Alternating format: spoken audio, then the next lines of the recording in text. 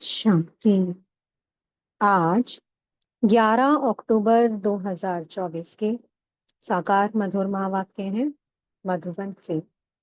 मीठे बाप दादाजी ने कहा, मीठे बच्चे, बाप की याद के साथ साथ ज्ञान धन से संपन्न बनो। बुद्धि में सारा ज्ञान घूमता रहे, तब अपार खुशी रहेगी। सृष्टि चक्र के ज्ञान से तुम चक्रवर्ती राजा बनेंगे। प्रश्न है, किन बच्चों की प्रीत बाप से नहीं हो सकती है? उत्तर है, जो रौरव नर्क में रहने वाले विकारों से प्रीत करते हैं, ऐसे मनुष्यों की प्रीत बाप से नहीं हो सकती। तुम बच्चों ने बाप को पहचाना है, इसलिए तुम्हारी बाप से प्रीत है। दूसरा प्रश्न किया है, किसे सतयुग में आने का हुक्म ही नहीं है? उत्तर है, बाप को भी सतयुग में आना नहीं है, तो वहां काल भी नहीं आ सकता है। जैसे रावण को सतयुग में आने का हुक्म नहीं, ऐसे बाबा कहते, बच्चे, मुझे भी सतयुग में आने का हुक्म नहीं। बाबा तो तुम्हें सुखधाम का लायक बनाकर घर चले जाते हैं। उन्हें भी लिमिट मिली हुई है। ओम शांति। रूहानी बाप बैठ रूहानी बच्चों को समझाते हैं। रूहानी बच्चे याद की यात्रा में बैठे हुए हो। अंदर में ये ज्ञान है ना कि हम आत्माएं याद की यात्रा पर हैं। यात्रा अक्षर तो जरूर दिल में आना चाहिए। जैसे वह यात्रा करते हैं हरिद्वार अमरनाथ जाने की, यात्रा पूरी की, फिर लौट आते हैं। यहाँ फिर तुम बच्चों की बुद्धि में है कि हम जाते हैं शांति धाम। बाप ने आकर हाथ पकड़ा है, हाथ पकड़कर पार ले जाना होता है ना। कहते भी हैं, हाथ पकड़ लो, क्योंकि विषय सागर में पड़े हैं। अब तुम शिव बाबा को याद करो और घर को याद करो। अंदर में ये आना चाहिए कि हम जा रहे हैं। इसमें मुख से कुछ बोलना भी नहीं है। अंदर में सिर्फ याद रहे, बाबा आया हुआ है लेने के लिए। याद की यात्रा पर जरूर रहना है। इस याद की यात्रा से ही तुम्हारे पाप कटने हैं।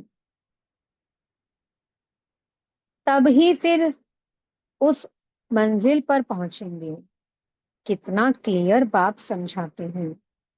जैसे छोटे बच्चों को पढ़ाया जाता है ना, सदैव बुद्धि में हो कि हम बाबा को याद करते जा रहे हैं।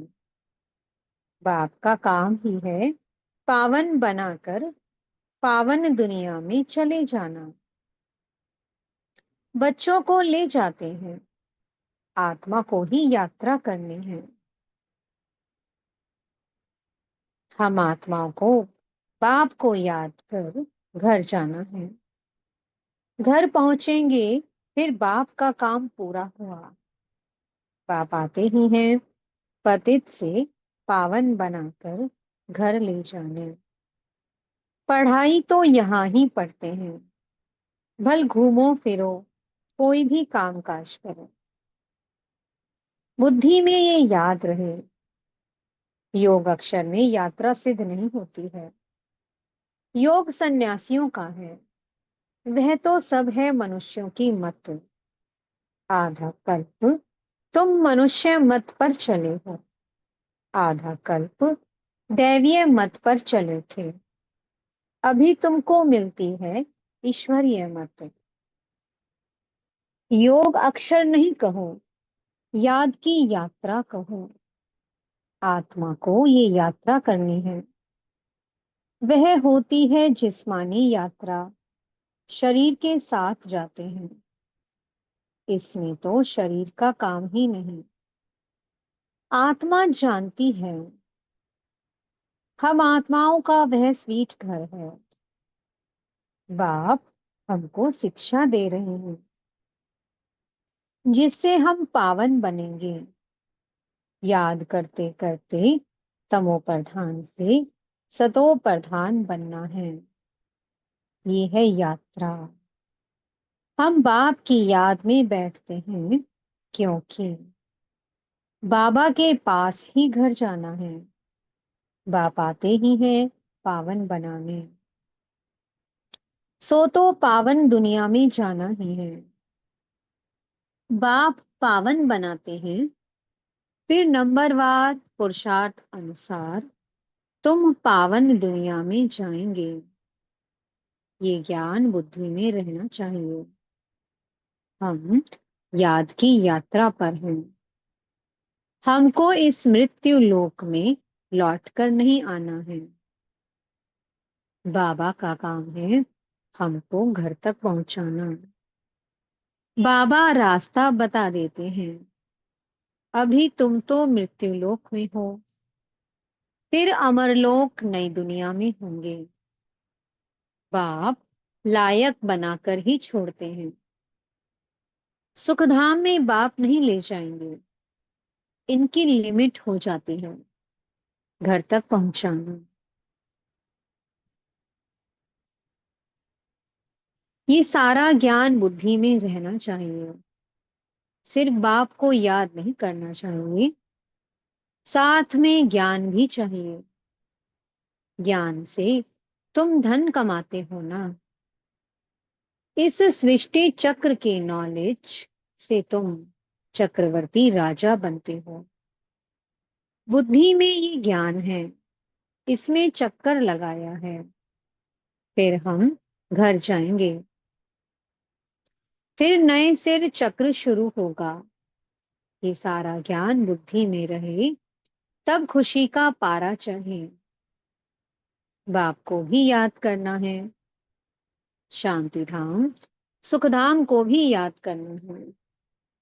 84 का चक्कर अगर याद नहीं करेंगे तो चक्रवर्ती राजा कैसे बनेंगे। सिर्फ एक को याद करना तो सन्यासियों का काम है, क्योंकि वह इनको जानते नहीं हैं। ब्रह्म को ही याद करते हैं।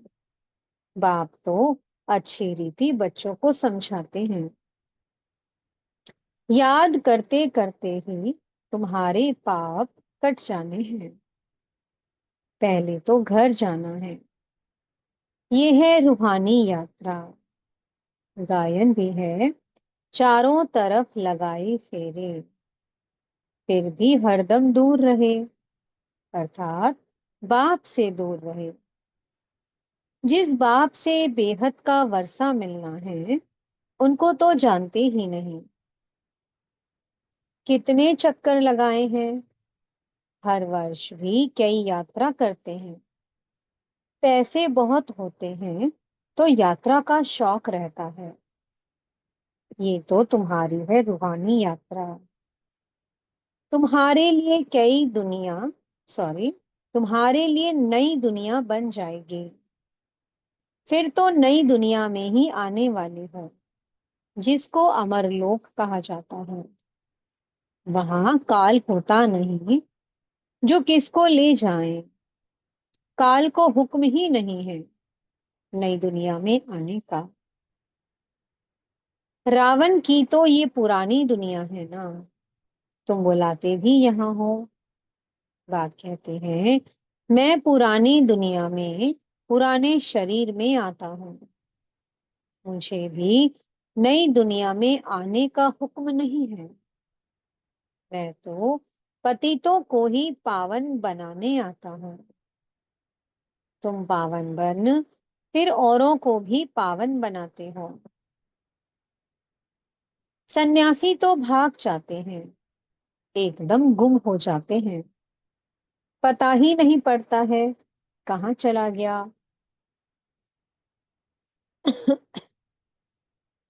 क्योंकि वे ड्रेस ही बदल लेते हैं, जैसे एक्टर्स रूप बदलते हैं। कभी मेल से फीमेल बन जाते हैं, कभी फीमेल से मेल बन जाते हैं। ये भी रूप बदलते हैं। सतयुग में थोड़ी ऐसी बातें होंगी। बाप कहते हैं, हम आते हैं नई दुनिया बनाने। आधा कल्प तुम बच्चे राज्य करते हो। फिर ड्रामा प्लान अनुसार द्वापर शुरू होता है। देवताएं वाम मार्ग में चले जाते हैं। उन्हों के बहुत गंदे चित्र भी जगन्नाथपुरी में हैं। जगन्नाथ का मंदिर है। यूं तो उनकी राजधानी थी, जो खुद विश्व के मालिक थे। वो फिर मंदिर में जाकर बंद हुए, उनको काला दिखाते हैं। इस जगन्नाथ के मंदिर पर तुम बहुत समझा सकते हो।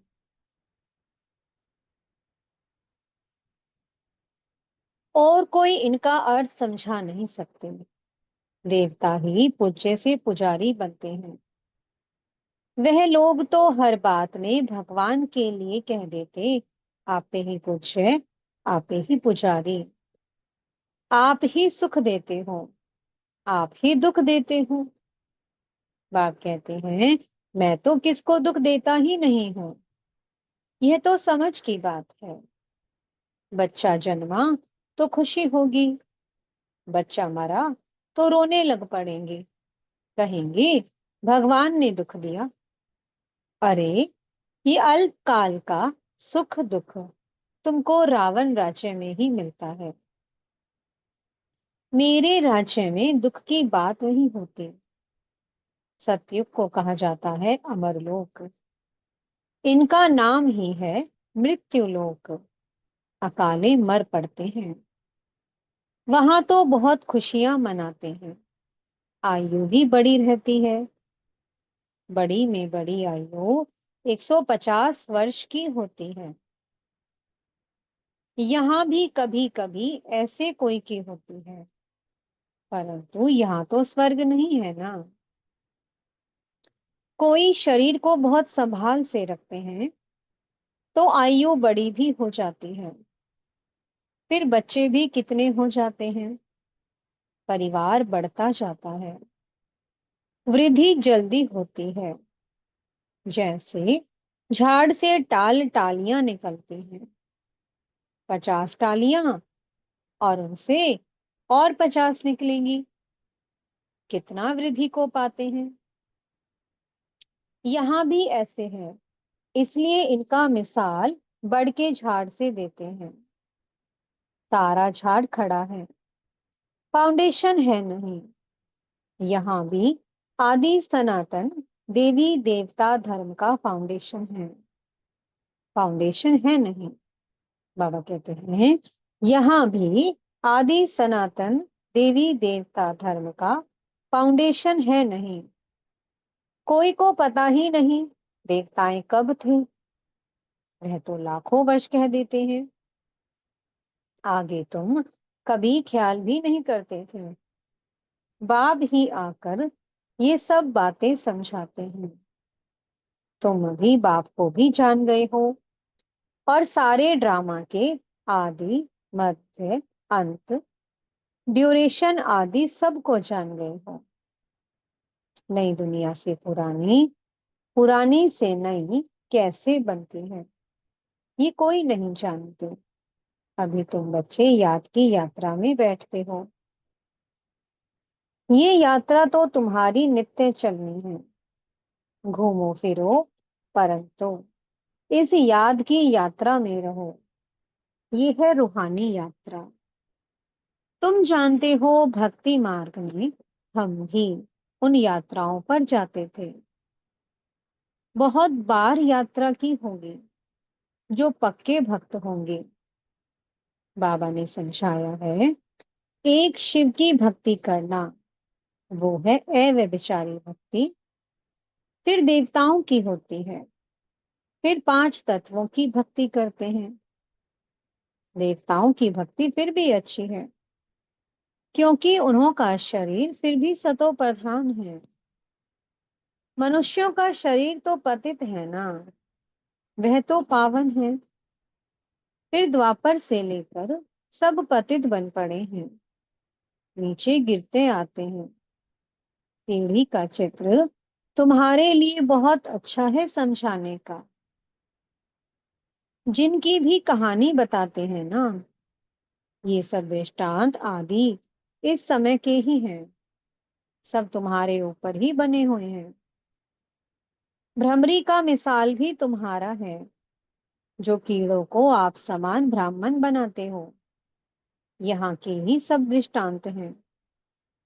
तुम बच्चे पहले जिस्मानी यात्रा करते थे, अभी फिर बाप द्वारा रूहानी यात्रा सीखते हो। यह तो पढ़ाई है ना।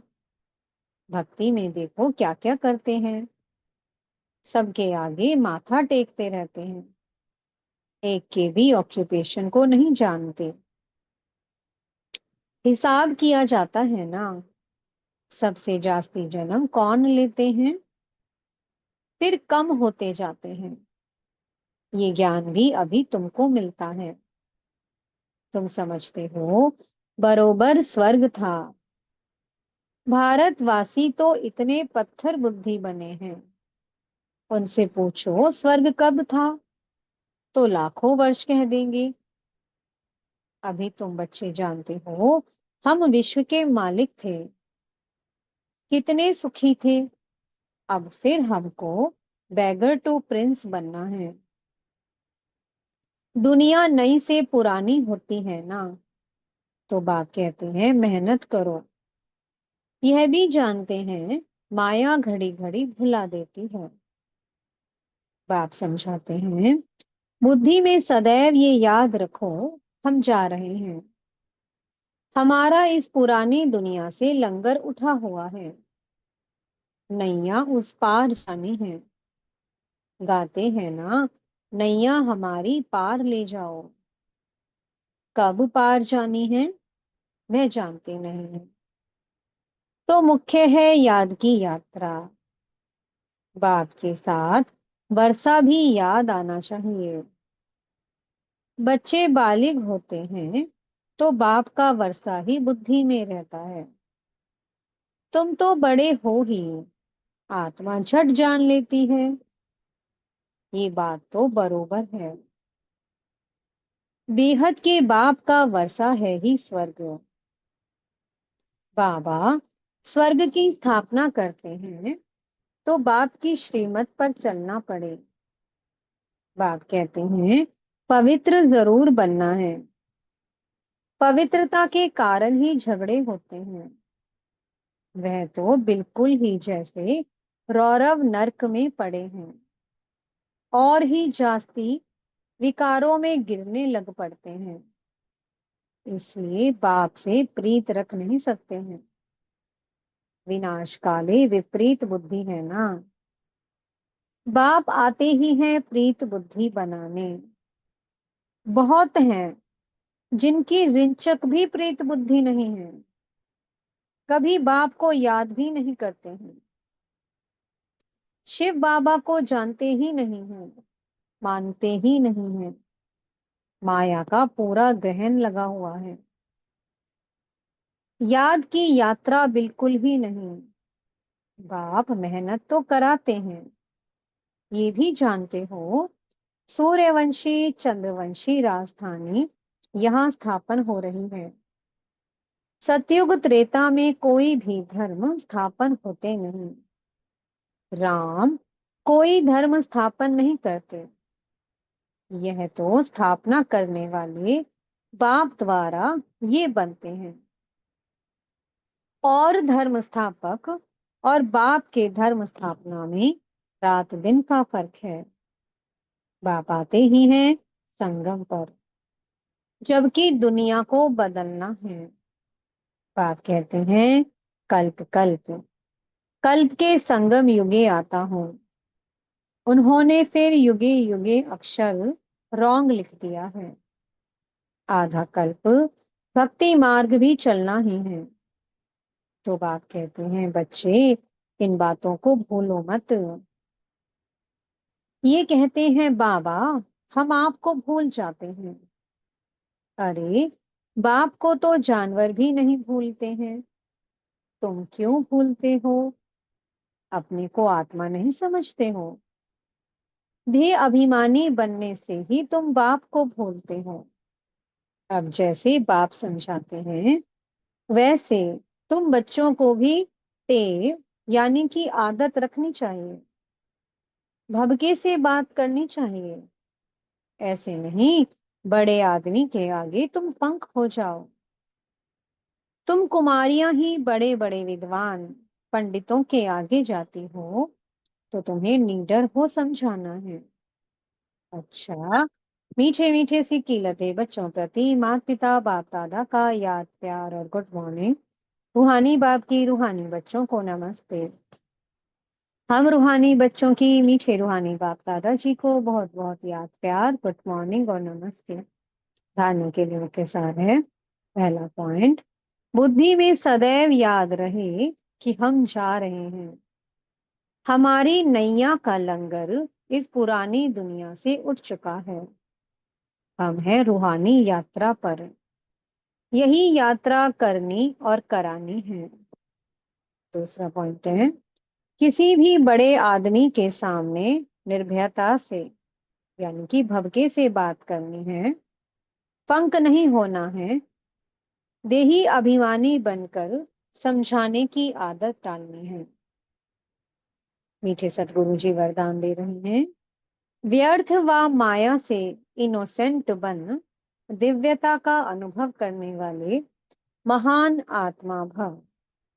महान आत्मा अर्थात सेंट उसे कहेंगे जो व्यर्थ व माया से इनोसेंट हो। जैसे देवताएं इससे इनोसेंट थे, ऐसे अपने वो संस्कार इमर्ज करो। व्यर्थ के अविद्या स्वरूप बनो, क्योंकि ये व्यर्थ का जोश कई बार सत्यता का होश, यथार्थता का होश समाप्त कर देता है। इसलिए समय, श्वास, बोल, कर्म सब में व्यर्थ से इनोसेंट बनो। जब व्यर्थ की अविद्या होगी, तो दिव्यता स्वतः अनुभव होगी और अनुभव कराएगी। स्लोगन है, फर्स्ट डिवीजन में आना है तो ब्रह्मा बाप के कदम पर कदम रखो। ओम शांति। बहुत बहुत शुक्रिया प्यारे प्यारे हमारे मीठे मीठे बाप दादा जी का। ओम शांति।